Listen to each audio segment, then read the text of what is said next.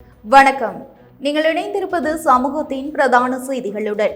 செய்திகளுக்காக உங்களுடன் இணைந்து கொள்ளும் நான் கஜிதா திருநாவுக்கரசு. விரிவான செய்திகளுக்கு முன்னதாக இன்றைய தலைப்புச் செய்திகள்.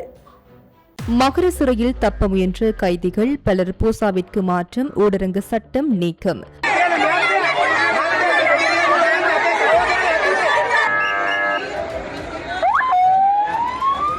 பூர்வீக நிலங்களை விடுவிக்க கோரி வயாபுலான் மக்கள் கவனஈர்ப்பு போராட்டம்.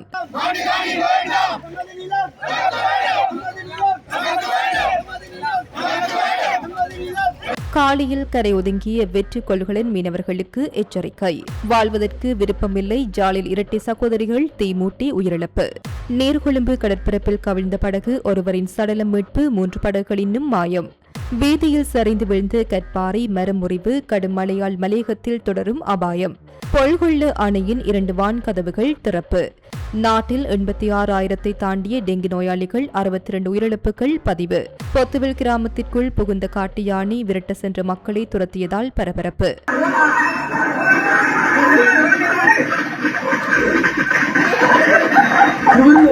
அம்பாறையில் சார்ச்சிலிருந்து கைபேசியை திருடிய இளைஞன் போதைப் பொருளுடன் கைது. அவை எமது தலைப்புச் செய்திகள். இனி தொடர்பான விரிவான செய்திகள். மகர சிறைச்சாலையில் நேற்று ஏற்பட்ட பதற்ற நிலையை தொடர்ந்து கைதிகள் குழு ஒன்று சிறையிலிருந்து தப்பிச் செல்ல முயன்றதாக தகவல்கள் வெளியாகியுள்ளன. எனினும் பாதுகாப்பு படையினர் மேற்கொண்ட தீவிர நடவடிக்கைகளால் அந்த முயற்சிகள் பல கட்டங்களில் முறியடிக்கப்பட்டதாக தெரிவிக்கப்பட்டுள்ளது. நேற்றிரவு முழுவதும் நீடித்த பதற்ற நிலை இன்று முற்பகலுக்குள் சிறைச்சாலை அதிகாரிகள் மற்றும் போலீஸ் விசேட அதிரடிப்படை, ராணுவம், விமானப்படை, கடற்படை உள்ளிட்ட பாதுகாப்பு படையினரின் ஒருங்கிணைந்த நடவடிக்கையால் முழுமையாக கட்டுப்பாட்டுக்குள் கொண்டுவரப்பட்டுள்ளது. இதனையடுத்து பாதுகாப்பு காரணங்களுக்காக மகர சிறைச்சாலையில் இருந்து 20 கைதிகள் பூசா சிறைச்சாலைக்கு இடமாற்றம் செய்யப்பட்டுள்ளதாக சிறைச்சாலைகள் திணைக்களம் தெரிவித்துள்ளது. இன்று மகர சிறைச்சாலையில் நிலைமையை நேரில் ஆய்வு செய்த சிரேஷ்ட பிரதி காவல்துறை தலைவர் சஜி மெமேடவட்டே, வெலிக்கடை, மெகசின், களுத்துறை, நீர்கொழும்பு உள்ளிட்ட அனைத்து சிறைச்சாலைகளின் பாதுகாப்பும் தற்போது விசேட கண்காணிப்பில் உள்ளதாக தெரிவித்தார். நேற்றைய சம்பவத்தால் சிறைச்சாலையில் கடும் சேதங்கள் ஏற்பட்டுள்ளதாகவும் கைதிகள் பல்வேறு கட்டடங்கள் மற்றும் சொத்துக்களை சேதப்படுத்தியுள்ளதாகவும் அவர் குறிப்பிட்டார். அடுத்த சில மணி நேரங்களில் சிறைச்சாலையின் இயல்பு நிலையை முழுமையாக மீட்டெடுக்க நடவடிக்கைகள் மேற்கொள்ளப்படும் என்றும் தெரிவித்தார். இதற்கிடையில் மகர சிறை கலவரம் தொடர்பாக உடனடி விசாரணை ஆரம்பிக்கப்பட்டுள்ளதாக சிறைகள் திணைக்கள ஊடக பேச்சாளர் ஏசி கஜனாயக்க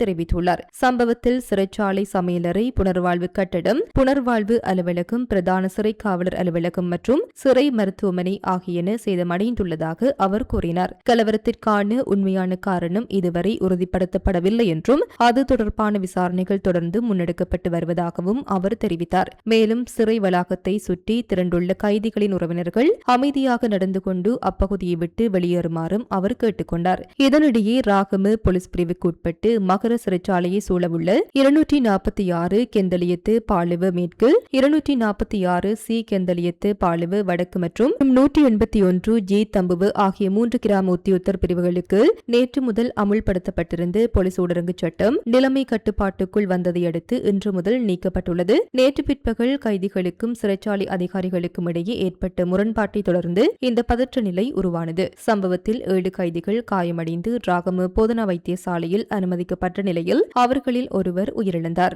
நிலைமையை கட்டுப்படுத்தும் நடவடிக்கையில் விசேட அதிரடிப்படை, போலீசார், ராணுவம், விமானப்படை மற்றும் கடற்படை இணைந்து செயல்பட்டதுடன் விமானப்படையின் பெல் 412 ரக ஹெலிகாப்டர் மற்றும் ட்ரோன்களும் கண்காணிப்பு பணியில் ஈடுபடுத்தப்பட்டன. மேலும் கைதிகளினால் தலைமை சிறை கட்டுப்பாட்டாளரின் அலுவலகம் மற்றும் ஒழுக்கவியல் பிரிவு ஆகியவற்றிற்கு தீ வைக்கப்பட்டதாகவும் தகவல்கள் வெளியாகியுள்ளன. சம்பவம் காரணமாக கைதிகளை சந்திக்க வந்த உறவினர்களுக்கு சிறைச்சாலைக்குள் அனுமதி வழங்கப்படாததால் சிறைச்சாலைக்கு முன்பாக திரண்டு அவர்களுக்கும் பாதுகாப்பு தரப்பினருக்கும் இடையே குறுகிய நேர பதற்ற சூழலும் ஏற்பட்டமை குறிப்பிடத்தக்கது. பாரிஸ் வாழ் மக்களே, உங்களின் பேராதரவை பெற்ற கல்யாணி மற்றும் அன்னபூரணி தயாரிப்புகள் இப்போது 2 கிளைகளிலும். பிடி கேஷன் கரி லாச்சப்பல், பிடி சூப்பர் ஸ்டோர் ஹார்லி கோனஸ். தாம் வாழ்ந்த பூர்வீக நிலங்களை மீள விடுவிக்க கோரி வயாபுலான் மக்கள் இன்று கவன ஈர்ப்பு போராட்டம் ஒன்றை முன்னெடுத்துள்ளனர்.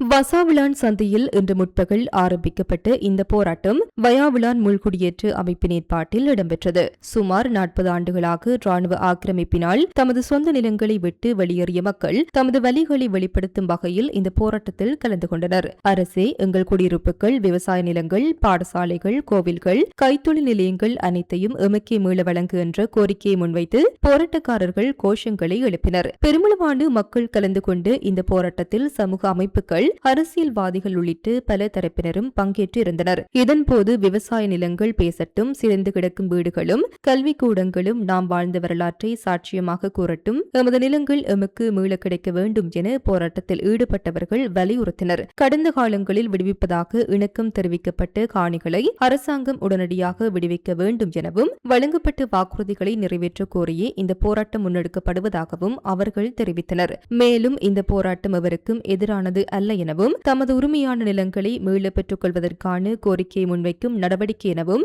போராட்டக்காரர்கள் குறிப்பிட்டனர்.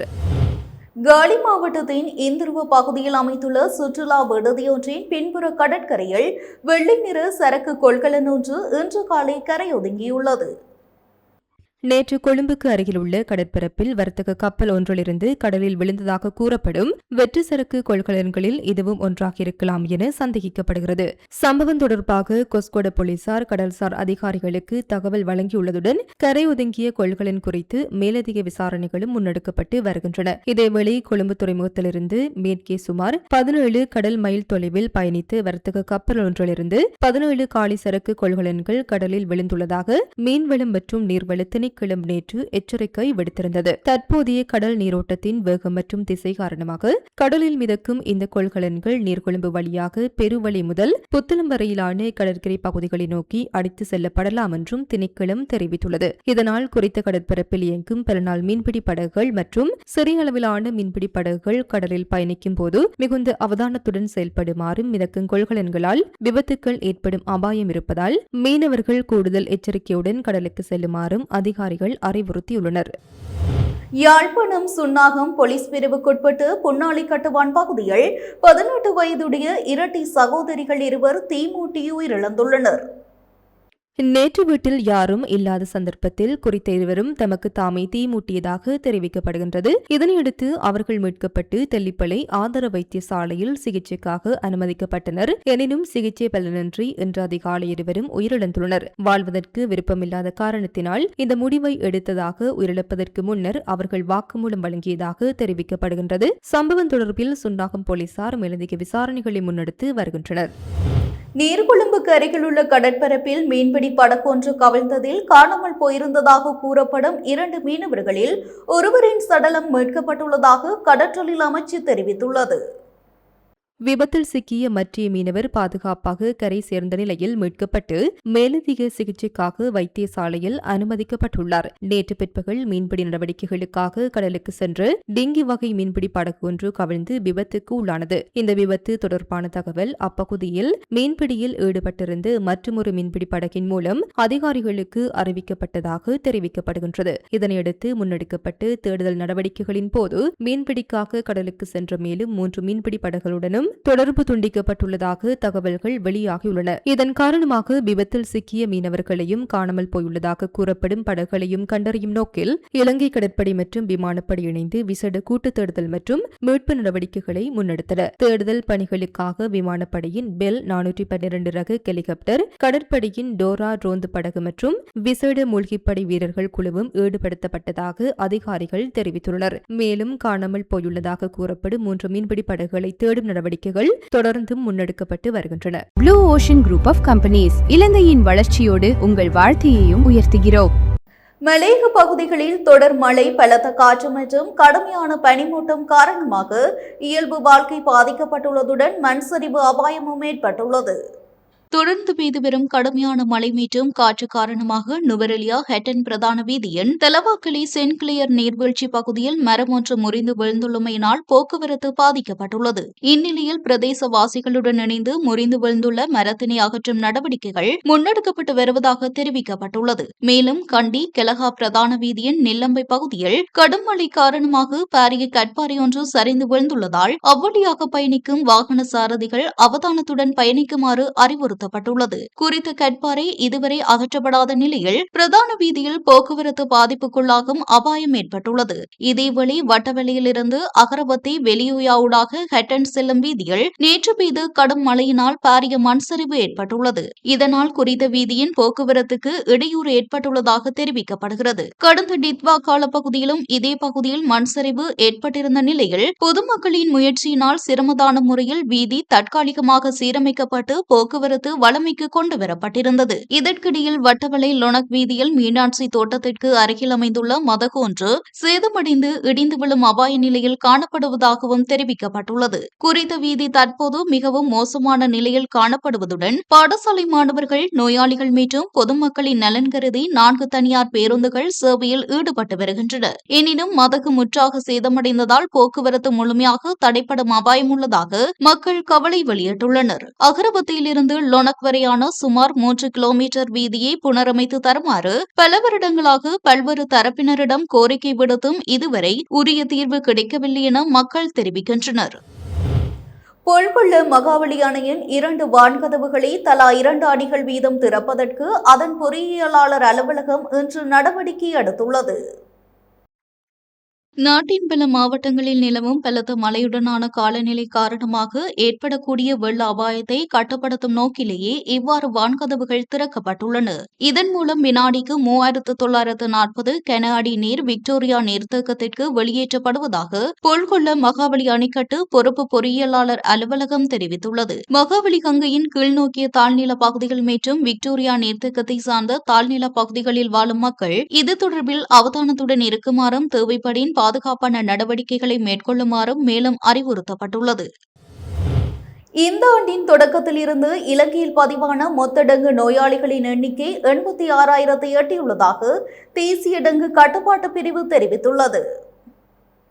அந்த பிரிவு வெளியிட்டுள்ள சமீபத்திய அறிக்கையின்படி இந்த ஆண்டில் இதுவரை மொத்தமாக 86,000 டெங்கு நோயாளிகள் பதிவாகியுள்ளனர். அவற்றில் ஜூலை மாதத்தில் மாத்திரம் அதிகபட்சமாக 29,980 நோயாளிகள் அடையாளம் காணப்பட்டுள்ளதாக அறிக்கையில் குறிப்பிடப்பட்டுள்ளது. இதற்கிடையில் ஆகஸ்ட் மாதத்தின் முதல் 2 நாட்களிலேயே மேலும் 646 டெங்கு நோயாளிகள் பதிவாகியுள்ளதாக தெரிவிக்கப்பட்டுள்ளது. மாவட்ட வாரியாக பார்க்கும்போது மேற்கு மாகாணத்தின் கம்பஹா மாவட்டத்தில் அதிகளவிலான நோயாளிகள் பதிவாகி அங்கு 18,249 டெங்கு நோயாளிகள் அடையாளம் காணப்பட்டுள்ள நிலையில் கொழும்பு மாவட்டத்தில் 17,048 நோயாளிகள் பதிவாகியுள்ளதால் அது 2வது இடத்தில் உள்ளது. இதுவரை டெங்கு காய்ச்சலால் 62 பேர் உயிரிழந்துள்ளதாகவும் தேசிய டெங்கு கட்டுப்பாட்டு பிரிவு தெரிவித்துள்ளது.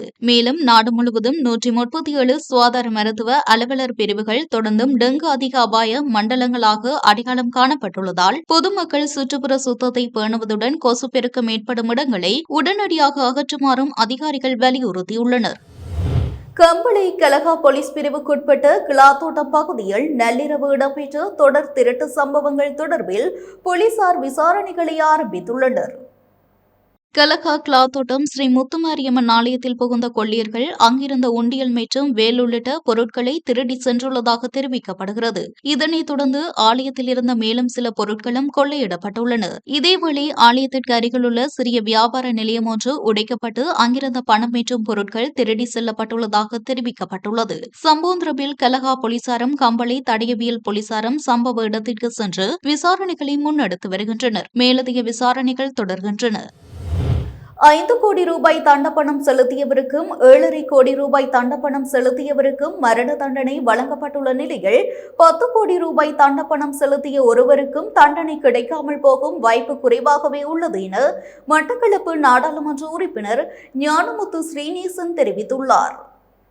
மட்டக்களப்பில் நேற்று நடைபெற்ற சான்றிதழ் வழங்கும் நிகழ்வில் கலந்து கொண்டு கருத்து தெரிவிக்கும் போதே அவர் இவ்வாறு குறிப்பிட்டார். முன்னாள் பாதுகாப்பு செயலாளர் ஹேமஸ்ரீ பெர்னாண்டோவுக்கு மரண தண்டனை வழங்கப்பட்டுள்ளது. இதனை நினைத்து அவரது குடும்பம் மிகவும் வேதனைப்படுவார்கள். ஆனால் மெற்றிய பக்கம் பார்க்கும்போது உயிர்த்த ஞாயிறு தாக்குதலில் 269 அப்பாவி பக்தர்கள் கொல்லப்பட்டிருக்கின்றார்கள். 500க்கும் மேற்பட்டவர்கள் காயமடைந்திருக்கின்றார்கள். அந்த செயலை அறிந்திருந்தும் தடுக்கவில்லை என்பதற்காக அவருக்கு அந்த தண்டனை வழங்கப்பட்டிருக்கின்றது. இதனை பார்த்த பார்த்தவுடன் இன்னும் சிலருக்கு கலக்கம் ஏற்பட்டிருக்கின்றது. அவரோடு இணைந்து மரண தண்டனை விதிக்கப்பட்டிருக்கின்ற முன்னாள் போலீஸ் மா அதிபர் 7.5 கோடி ரூபாய் தண்டப்பணம் செலுத்தியவர், இந்த பாதுகாப்பு செயலாளர் 5 கோடி ரூபாய் தண்டப்பணம் செலுத்தியவர், இன்னும் ஒருவர் 10 கோடி ரூபாய் தண்டப்பணம் செலுத்தியவர் இருக்கின்றார். அவர் முன்னாள் ஜனாதிபதி. அவர் இப்போது சிந்திப்பார். 5 கோடி செலுத்தியவருக்கு மரண தண்டனை, 7.5 கோடி ரூபாய் செலுத்தியவருக்கு மரண தண்டனை கொடுக்கப்பட்டிருக்கிறது என்றால் 10 கோடி ரூபாய் செலுத்திய தமக்கு கிடைக்காமல் இருப்பதற்குரிய வாய்ப்பு குறைவாகவே இருக்கின்றது என சிந்திப்பார். அது மாத்திரமின்றி உயிர்த்த ஞாயிறு கொண்ட தாக்குதலுக்கு சூத்திரதாரியாக இருந்தவர்கள்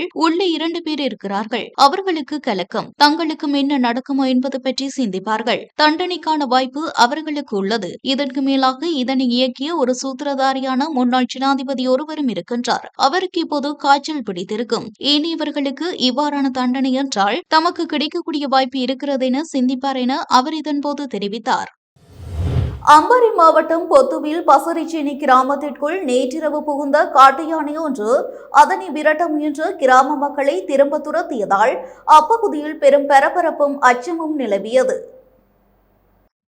கிராமத்திற்குள் நுழைந்து சுற்றித் திரிந்த யானையை கிராம மக்கள் ஒன்றிணைந்து வெளியேற்ற முயன்றபோது யானை ஆவேசமடைந்து பொதுமக்களை நோக்கி துரத்த முற்பட்டதாக தெரிவிக்கப்படுகிறது. இதனால் மக்கள் நாலாபுறமும் சிதறியோடியுள்ளனர். எனினும் எவ்வித உயிர் சேதமோ உடைமை சேதமோ ஏற்படாமல் காட்டு யானை மீண்டும் பாதுகாப்பாக காட்டுப்பகுதிக்குள் சென்றுள்ளதாக தெரிவிக்கப்பட்டுள்ளது. இதன்போது கிராம இளைஞர்கள் துணிச்சலுடனும் பொறுப்புடனும் செயல்பட்டு யானைக்கு எந்தவித பாதிப்பும் ஏற்படாத வகையில் அதனை பாதுகாப்பாக காட்டுப்பகுதிக்குள் திருப்பி அனுப்பியதாக கூறப்படுகிறது.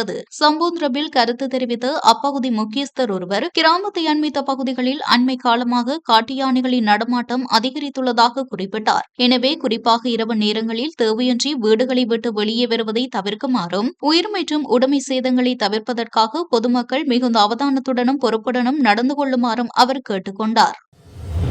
அம்பாறை மாவட்டம் நட்பெட்டி முனை பகுதியில் வீடொன்றில் சார்ஜ் போடப்பட்டிருந்த கைத்தொலைபேசியை திருடியதாக கூறப்படும் 21 வயதுடைய இளைஞர் ஒருவரை கல்முனை தலைமையக போலீசார் கைது செய்துள்ளனர். இச்சம்பவம் தொடர்பாக பாதிக்கப்பட்ட பெண் ஒருவர் இன்று கல்முனை தலைமையக போலீஸ் நிலையத்தில் முறைப்பாடு செய்துள்ளார். முறைப்பாட்டின்படி தனது வீட்டில் சுமார் 35,000 ரூபாய் பெறுமதியான கைத்தொலைபேசியை சார்ஜில் வைத்துவிட்டு வெளியே சென்றிருந்த நிலையில் மீண்டும் வீட்டிற்கு திரும்பிய போது ஜன்னல் கண்ணாடி உடைக்கப்பட்டு கைத்தொலைபேசி திருடப்பட்டிருந்தது தெரிய வந்துள்ளது. இதையடுத்து உடனடியாக விசாரணைகளை ஆரம்பித்த போலீசார் சம்பூந்திரவில் குறித்த வீட்டிற்கு எதிரில் தங்கியிருந்த 21 வயதுடைய இளைஞரை சந்தேகத்தின் பேரில் கைது செய்தனர். விசாரணைகளின் போது திருடப்பட்ட கைத்தொலைபேசியை சந்தேக நபர் தனது உறவினர் ஒருவரின் வீட்டில் மறைத்து வைத்திருந்தது கண்டறியப்பட்டதுடன் அதனை போலீசார் மீட்டுள்ளனர். மேலும் சந்தேக நபரிடமிருந்து ஒரு தொகை ஐஸ் போதைப் பொருளும் கைப்பற்றப்பட்டுள்ளது. ஆரம்பகட்ட விசாரணைகளில் கைதான நபர் போதைப் பொருளுக்கு தீவிரமாக அடிமையானவர் என்பதுடன் கல்முனை தலைமையக போலீஸ் நிலையத்தில் மட்டும் அவருக்கு எதிராக 7 குற்றச்சாட்டுகள் நிலுவையில் உள்ளதாக கண்டறியப்பட்டுள்ளது. கைது செய்யப்பட்ட சந்தேக நபரை சட்ட நடவடிக்கைகளுக்காக கல்முனை நீதவான் நீதிமன்றத்தில் ஆஜர்படுத்துவதற்கான நடவடிக்கைகளை போலீசார் மேற்கொண்டு வருகின்றனர். இத்துடன் நமது பிரதான செய்திகள் நிறைவடைகின்றன. தொடர்ந்தும் சமூகத்துடன் இணைந்திருங்கள். வணக்கம். எமது RIP பேச்சுக்கு கிடைத்த மரண அறிவித்தல்கள்.